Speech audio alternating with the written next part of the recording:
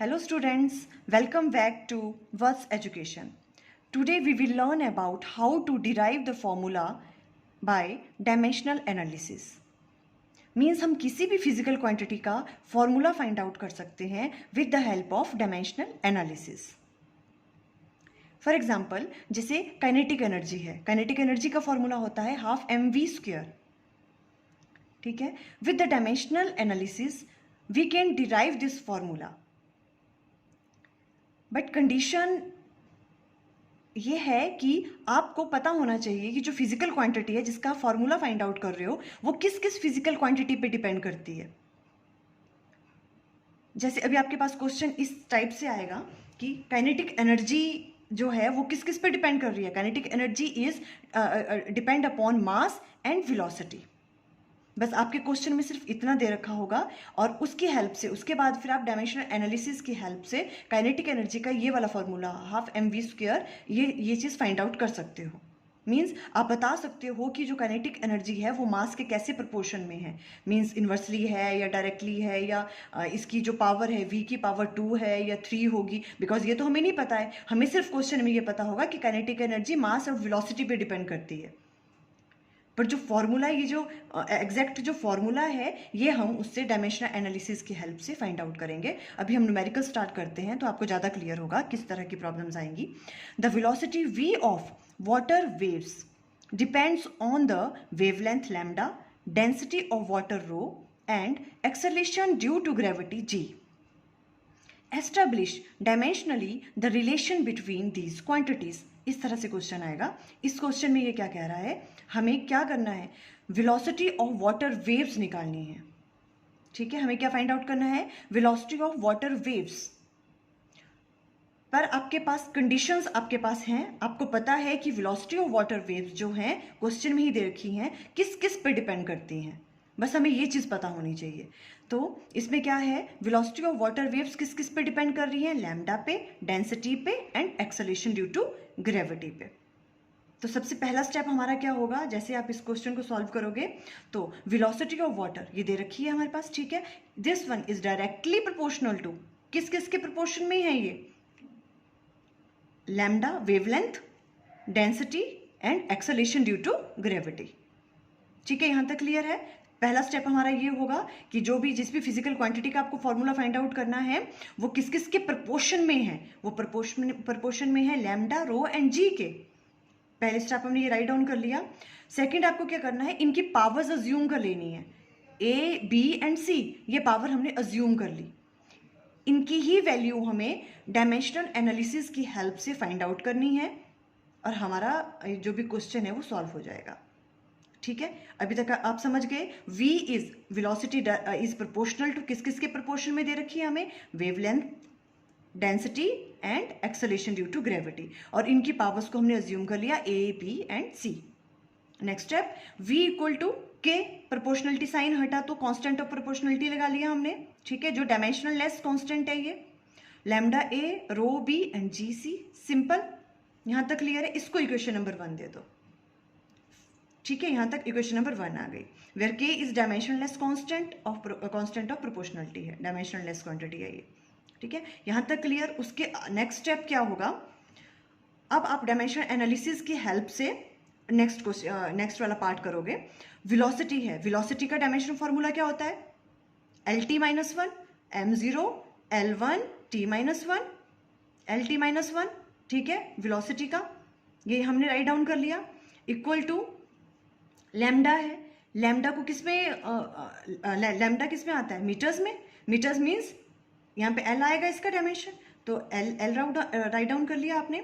और पावर क्या है, A, तो हमने A रहने दी, बाहर इसके A राइट डाउन कर दिया.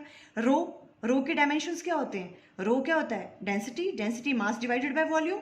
मास का m आ गया divided by volume means L3. जब ऊपर आ गया तो L की पावर -3. कोई प्रॉब्लम यहाँ पे. डेंसिटी के डायमेंशंस क्या हो गए, m L-3. इसको हमने ब्रैकेट में लिख लिया. और इसकी पावर भी क्या है, b, इसको वैसे रहने दो. उसके बाद आ गया acceleration due to gravity. Acceleration due to gravity means acceleration की है और एक्सेलरेशन के डायमेंशंस क्या होते हैं, LT-2 और पावर में आ गया c. क्लियर, यहां तक कोई प्रॉब्लम. हमने सिंपल इनके क्या लिख दिए अब तक, डायमेंशंस राइट डाउन कर लिए इनके।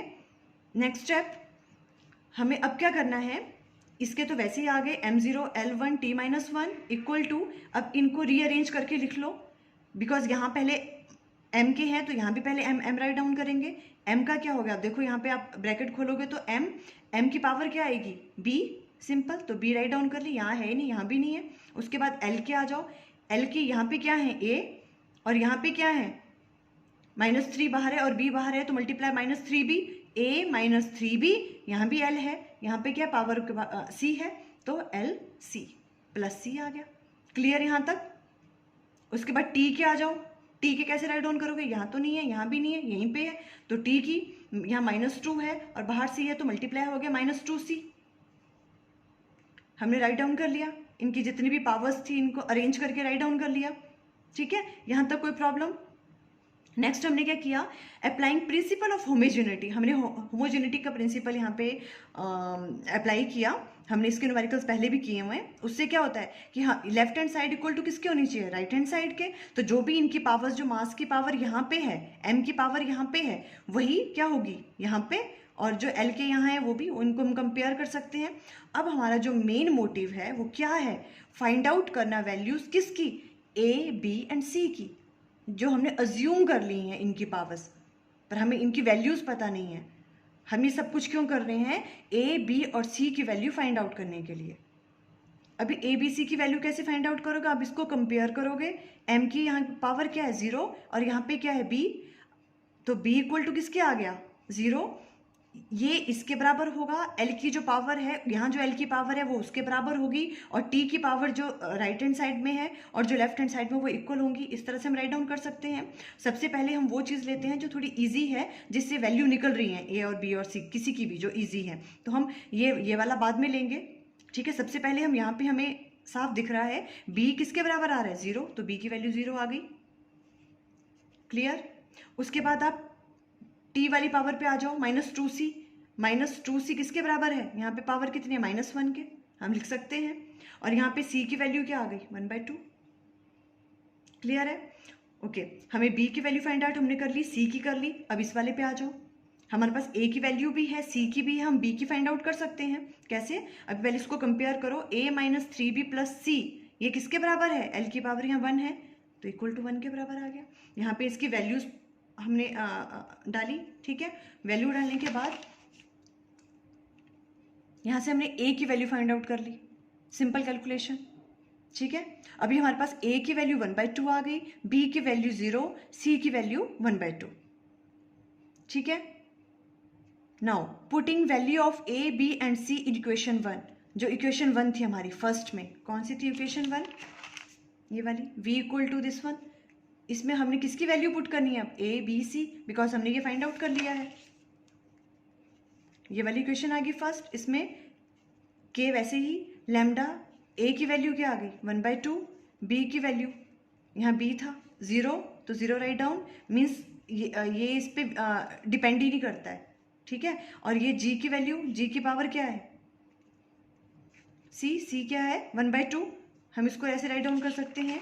इट मीन्स ये वेलोसिटी किस किस पे डिपेंड कर रही है, वेलोसिटी इक्वल टू के, वैसे ही लैम्डा एंड जी के, जी पे डिपेंड करती है, वो डेंसिटी पे डिपेंड ही नहीं करती है। तो के, लैम्डा एंड जी, इसका स्क्वायर रूट आप लिख सकते हो। ये आपके पास, आपने फॉर्मूला फाइंड आउट कर लिया। आपके पास सिर्फ क्या था, एक बार फटाफट से रिवाइज कर लेते हैं क्या था इस क्वेश्चन में। हमें सिंपल, उन्होंने हमें ये वाला फॉर्मूला फाइंड आउट करना था। हमने कैसे फाइंड आउट किया, उन्होंने कहा कि जो वेलोसिटी ऑफ वाटर है क्वेश्चन में, कि वो किस किस पे डिपेंड करती है, वो वेवलेंथ पे, डेंसिटी पे और एक्सेलरेशन ड्यू टू ग्रेविटी पे डिपेंड करती है। ठीक है, इस पे डिपेंड करती है, तो हमने इसको लिख दिया v is proportional to this one. a, b, c हमने अज्यूम कर लिए कि ये इनकी पावर्स हैं। हमने k प्रोपोर्शनलिटी साइन हटा के k लगा दिया कांस्टेंट, इसको फर्स्ट नाम दे दिया। उसके बाद हमने सिंपल, यहाँ तक आपको समझ आनी चाहिए, क्वेश्चन से ही दिया है। उसके बाद आपने डायमेंशंस लिखने हैं सबके, लेफ्ट हैंड साइड के भी एंड राइट हैंड साइड के भी। यहाँ पे लिख दिया हमने, वेलोसिटी के हमें पता है, लैम्डा हमें पता है किस में होता है, रो के भी पता है, एक्सेलरेशन ड्यू टू ग्रेविटी पता है।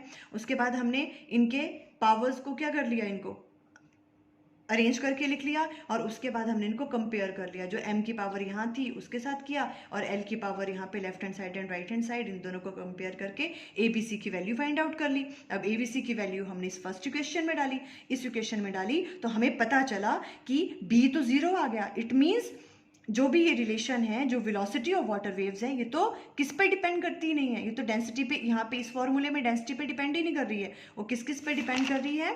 तो ये वाला फॉर्मूला आ गया आपके पास, V = K लैम्डा इंटू जी का स्क्वायर रूट। इस तरह से हम ये फाइंड आउट कर सकते हैं, किसी भी फिजिकल क्वांटिटी का फॉर्मूला फाइंड आउट कर सकते हैं। नेक्स्ट क्वेश्चन लेते हैं। Consider a simple pendulum having a bob attached to a string that oscillates under the action of a force of gravity. Suppose that the period of oscillation of the simple pendulum depends on its length, mass of the bob, and acceleration due to gravity. Derive the expression for its time period using method of dimensions. इसमें हमें simple pendulum का क्या निकालना है, time period निकालना है। ठीक है, अभी हम सबसे पहला स्टेप क्या होता है हमारे पास, हमने क्या, जो हमें क्वेश्चन में दिया हुआ है, टाइम पीरियड को टी से डिनोट किया। टी इज प्रपोर्शन टू किस किस के प्रपोर्शन में, जो आपके पास क्वेश्चन में दिया हमने वही राइट डाउन किया। वो किस किस पे डिपेंड कर रहा है, लेंथ पे, मास पे and acceleration due to gravity. ये डिपेंड करता है, यहाँ पे मैंने बीच में लिख दिया acceleration due to gravity, mass आप यहाँ भी लिख सकते हो, तो उसकी पावर भी आ जाएगी, तो कोई प्रॉब्लम नहीं आएगी जब आप कैलकुलेट करोगे। तो सिंपल पहले टाइम पीरियड किस किस पे डिपेंड करता है, किस किस के प्रपोर्शन है, वो लेंथ के और एक्सेलरेशन ड्यू टू ग्रेविटी के और मास पे। ठीक है, तो हमने ये राइट डाउन कर लिया और इसकी पावर्स को अज्यूम कर लिया ABC। यहाँ तक क्लियर है। उसके बाद क्या करते थे फिर हम, प्रोपोर्शनलिटी साइन हटाया, आपने K लगा दिया और इसको इक्वेशन नंबर 1 का नाम दे दिया। सबसे पहला स्टेप ये होगा कि जो भी आपके पास, जिसका आपको फॉर्मूला फाइंड आउट करना है, वो किस किस के प्रोपोर्शन में है, वो हमने राइट डाउन कर लिया, ये क्वेश्चन में ही दे रखा है, और उसकी पावर को अज्यूम कर लिया ABC, जिसकी वैल्यू हमें फाइंड आउट करनी है। फिर उसके बाद हम इसका डायमेंशंस लिख लेंगे। अब ये क्या है, टाइम पीरियड, इसका डायमेंशंस क्या होंगे, T1, तो M0, L0 एंड T1। और उसके बाद यहाँ पे ये क्या है, L, लेंथ को L में करेंगे और इसकी पावर A।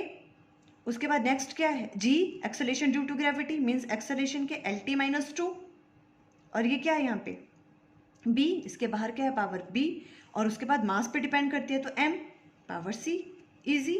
अब हमने इनको रीअरेंज कर लिया ताकि हम इसको MLT की फॉर्म में लिख सकें। सबसे पहले हम M राउट डाउन कर दिया, M की पावर क्या है C, और L यहाँ पे A आ गया, और यहाँ पे L क्या है B, तो A+B हम लिख सकते हैं। और यहाँ पे T क्या है, -2B, सिंपल। ठीक है,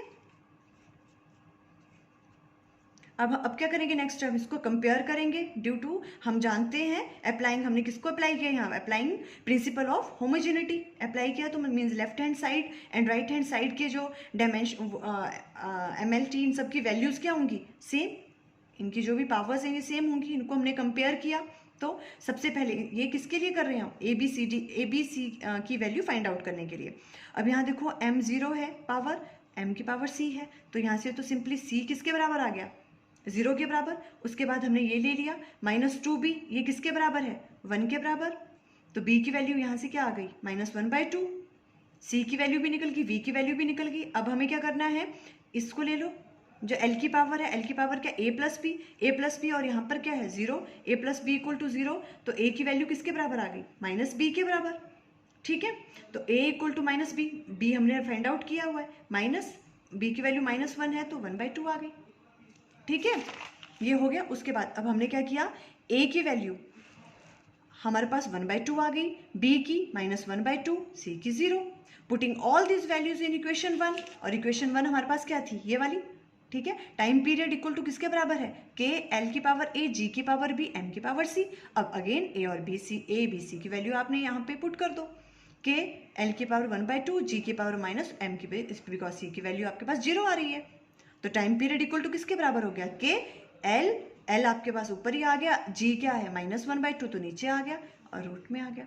और ये आपके पास फॉर्मूला आपने फाइंड आउट कर लिया with the help of dimensional analysis. सिर्फ आपको ये पता था कि जो टाइम पीरियड है वो किस किस के फिजिकल क्वांटिटी पे डिपेंड कर रहा है। हमें उतनी चीज़ पता थी, उसके बाद हमने with the help of dimensional analysis हमने ये फॉर्मूला फाइंड आउट कर लिया कि ये फिजिकल क्वांटिटीज़ कैसे कैसे एक दूसरे पे डिपेंड करती है, इनका रिलेशन क्या है। क्लियर है यहाँ तक? Okay, thank you.